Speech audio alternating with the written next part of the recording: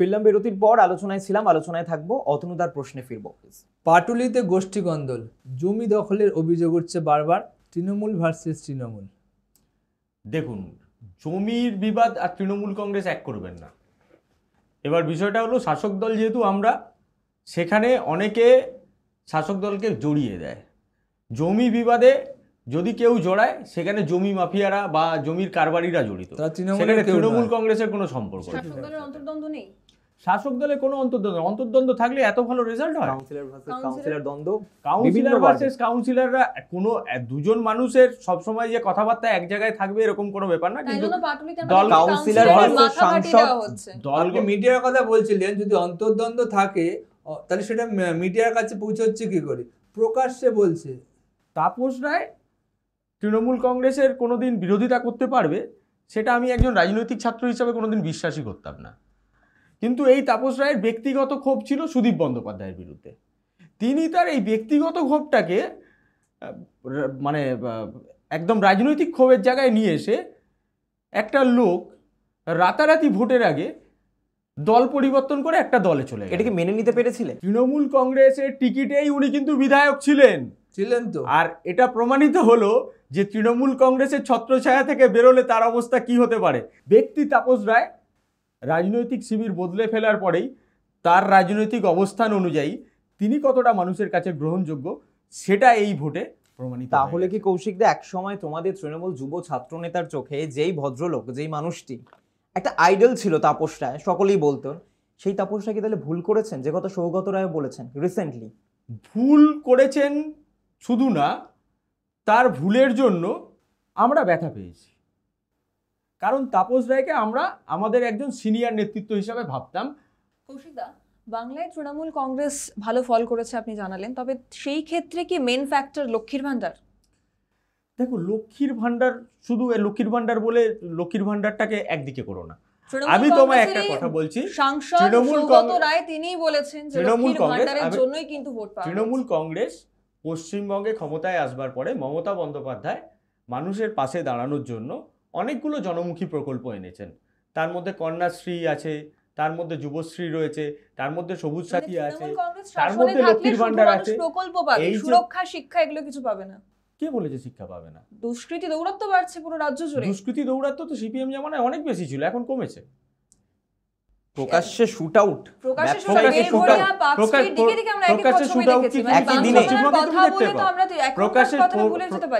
Shoot out encounter দেখেছিলে উত্তরপ্রদেশে? আমি উত্তরপ্রদেশের এক্সাম্পলটা আনবো, যেখানে কলকাতা সেফটি সিটি যখন বাংলার কথা বলতে সেই জায়গায় বাংলার কথা বলবে, টুইটের বুকে এই ছবি বেলঘড়িয়ার বুকে প্রকাশ্য দিবালোক, এটা তো মানাটা অসম্ভব বোধহয় কোথাও কি। শোনো, এখন বিষয়টা হলো, দুষ্কৃতি যে হবে তাকে তো আর তৃণমূল কংগ্রেস তৈরি করছে না, আশ্রয় তো দিচ্ছে, তাকে কেউ আশ্রয় দিচ্ছে না। দুষ্কৃতীরা দুষ্কর্ম করবার পরে যদি বহাল তবিয়াতে ঘুরে বেড়াতো, যদি তারা আরও অপকর্ম করত, প্রশাসন উদাসীন হয়ে থাকতো, তাহলে বলতে পারতে যে শাসক দলের ছত্রছায়া আছে। তোমাকে অন্তত পশ্চিমবঙ্গে তৃণমূল কংগ্রেস ক্ষমতায় আসার পরে আমি উদাহরণ দিয়ে বলে দিতে পারি, যেখানে যেখানে অপকর্ম হয়েছে, দুষ্কৃতকারীরা দুষ্কৃতি করেছে, সেখানে কিন্তু তৃণমূল কংগ্রেসের প্রশাসন দল মত নির্বিশেষে তাদেরকে গ্রেপ্তার করেছে। কারা অভিযোগ? বাংলাদেশের সাংসদ খুন আমাদের কলকাতায়, বাংলাদেশের সাংসদ খুন আমাদের কলকাতায়, এটা খুবই অনভিপ্রেত একটা ঘটনা এবং খুবই দুঃখজনক ঘটনা। সব খুনই দুঃখজনক, বাংলাদেশ বলে না, না সব অবশ্যই, আমরা কেউই চাই না যে খুন জখম এই বিষয়গুলো থাকুক, কিন্তু সমাজে যেমন ভালো লোক থাকে, সমাজে তো কিছু খারাপ লোকও থাকে। রাজনীতিতেও যেমন ভালো নেতৃত্ব থাকে, তেমনি তো সমাজের মধ্যেই তো রাজনীতি থাকে, সব দলেই কিছু খারাপ লোকও থাকে। ঠিক অক্টোবর মাসে অভিষেক বন্দ্যোপাধ্যায় যদি 144 ধারা জারি থাকা সত্ত্বেও রাজভবনের সামনে ধর্নায় বসতে পারেন যা বঞ্চিতদের নিয়ে, শুভেন্দু অধিকারী কেন ঘর ছাড়া বিজেপি কর্মীদের বসতে পারছেন না? এই বিষয়টা নিয়ে যদি একদম যথার্থ একটা প্রশ্ন করেছো। অভিষেক বন্দ্যোপাধ্যায় যেখানে অবস্থান বিক্ষোভ করেছিলেন, অবশ্যই সেখানে 144 ধারা ছিল, নিশ্চয়ই প্রশাসন তাকে অনুমতি দিয়েছিল বলেই সে করতে পেরেছিল, এটা প্রশাসনিক বিষয়। তা প্রশাসন এখন মনে করছে না যে ওখানে শুভেন্দু অধিকারী ধর্ণা করাটা শান্তি শৃঙ্খলা বজায় রাখা যাবে, তাই যেখানে শান্তি শৃঙ্খলা বজায় রাখতে পারা যাবে না সেইটা প্রশাসনের উচ্চ পর্যায়ের যারা রয়েছেন তারা বিচার বিবেচনা করে সেই ডিসিশন নিয়েছেন, প্রশাসনের সেখানে বিচার বিবেচনাকে দেখতে হবে। এবং অভিষেক বন্দ্যোপাধ্যায় যে ওখানে ধর্ণা দিয়েছেন, তুমি কি বলতে পারবে যে এই যে কয়েকটা দিন ধর্ণা হয়েছিল সেখানে কোনো অপ্রীতিকর ঘটনা ঘটেছে? আপনি কি করে বুঝছেন যে শুভেন্দু অধিকারী করলে অপ্রীতিকর ঘটনা ঘটবে? শুভেন্দু অধিকারী করলে অপ্রীতিকর ঘটনা ঘটবে কি ঘটবে না সেটা আমার বোঝার দরকার নেই, সেটা প্রশাসনের বোঝার ব্যাপার। প্রশাসন মনে করেছে, প্রশাসন হয়তো মনে করেছে যে ওখানে অপ্রীতিকর ঘটনা ঘটতে পারে, তাই পারমিশন দেয়নি। এই প্রশ্নটা আমাকে হাতে তুলে নিলেই পারে, ওইটুকুই শুধু বাকি আছে। এই প্রশ্নটা আমাকে নয়, এই প্রশ্নটা আপনার করা উচিত ছিল এই রাজ্যের যারা প্রশাসনের মাথায় বসে রয়েছে, যারা পারমিশন দেন। বিরোধীরা বলছে প্রশাসন মানে রাজ্য পুলিশ তৃণমূলের দাস, শুধু পতাকাটা হাতে নেওয়া বাকি আছে, আপনি মানবেন? শুনুন, বিরোধিতা করার জন্য অনেক রকম কথা বলে, সব কথা মেনে নিতে হবে এরকম কোনো মানে? এই তো পারমিশন একবার দিচ্ছে একবার দিচ্ছে না, নিরপেক্ষ। আপনি বলেন প্রশাসন নিরপেক্ষ হবে, নিরপেক্ষতা আছে বলেই তো পশ্চিমবঙ্গে সন্দেশখালীতেও তো আমরা দেখেছি কাউকে ঢুকতে দিচ্ছে না, পার্থ ভৌমিক ঢুকে যাচ্ছে। ঢুকেছে ওখানে কি কোনো শান্তি শৃঙ্খলা বিঘ্নিত? তাহলে শুভেন্দু অধিকারী ঢুকলে কেন হবে না? অধিকারী যেখানেই যাচ্ছেন সেখানেই তো কালো জুতো দেখাচ্ছে, কালো পতাকা দেখাচ্ছে। অভিযোগ ওটা দেখাতেই পারে, ওটা দেখাতে পারে মানে তো দেখাতে পারে, অভিযোগ তো করতেই পারে। অভিযোগ তো করতেই পারে। কোথাও কালো পতাকা দেখাচ্ছে? মমতা বন্দ্যোপাধ্যায় গাড়ি থামিয়ে এগিয়ে যায়নি। রাজ্যের একজন মুখ্যমন্ত্রী তিনি রাস্তা দিয়ে যাচ্ছেন, তাকে আটকে যে ধরনের কথাবার্তা বিজেপির লোকেরা ছুড়ে দিয়েছিল তার হিসেব 2021 সালে তৃণমূলের সমর্থকরা তৃণমূল কংগ্রেসকে তৃতীয়বার ক্ষমতায় এনে প্রমাণ করে দিয়েছে। এবং পরবর্তীকালে এটাও বলছি যে বিজেপির সমর্থকদের ঔদ্ধত্য, বিজেপির নেতাদের ঔদ্ধত্য, তাদের বক্তব্যের ধরন পশ্চিমবঙ্গের মানুষ মেনে নেয়নি বলেই তাদেরকে 18 থেকে 12-তে নামিয়ে দিয়েছে। আর আমাদেরকে আবার 22 থেকে 29-এ পৌঁছে দিয়েছে। মুখ্যমন্ত্রী যেটা বলেছে 2021 সালে মুখ্যমন্ত্রী শুভেন্দু অধিকারীর কাছে পরাজিত হয়ে উপনির্বাচনে জিতে মুখ্যমন্ত্রী হয়েছেন, সেটাও বলুন। রাজনীতিতে জয় পরাজয়টা থাকতেই পারে, অবশ্যই থাকে। মমতা বন্দ্যোপাধ্যায় নন্দীগ্রামে তিনি লড়াই করতে গিয়েছিলেন, মমতা বন্দ্যোপাধ্যায় নাও লড়াই করতে পারতেন, ভবানীপুরে মমতা বন্দ্যোপাধ্যায় নাও লড়াই করতে পারতেন। তিনি যে কোনো আসন থেকে যে কোনো সময় জিতবার জন্য প্রস্তুত রয়েছে। যেই শুভেন্দু অধিকারীর টাকা নেয়ার ভিডিও পশ্চিমবঙ্গ বিজেপি তাদের পার্টি অফিসে জায়েন্ট স্ক্রিন লাগিয়ে দেখিয়েছিল, সেই বিজেপি দল কিভাবে শুভেন্দু অধিকারীকে তাদের ওয়াশিং মেশিনে ঢুকিয়ে পরিষ্কার সাদা কাপড় পরিয়ে দিল সেটা বাংলার মানুষ দেখেছে। মমতা বন্দ্যোপাধ্যায় বলেছিলেন রাজীব বন্দ্যোপাধ্যায় কি করছে আমি জানতাম না, জানলে ওকে এই পদ দিতাম না বা তদন্ত করতাম। তারপর রাজীব বন্দ্যোপাধ্যায় তৃণমূলে ব্যাক করলো, মমতা বন্দ্যোপাধ্যায় কি করলেন? ওয়াশিং মেশিনে ঢুকিয়ে দিলেন। আপনাকে পরিষ্কারভাবে বলি, রাজীব বন্দ্যোপাধ্যায় যখন তৃণমূল কংগ্রেস ছাড়ছিলেন তখন তিনি রাজ্যের একজন মন্ত্রী ছিলেন এবং তৃণমূল কংগ্রেসের শীর্ষ নেতৃত্ব ছিলেন।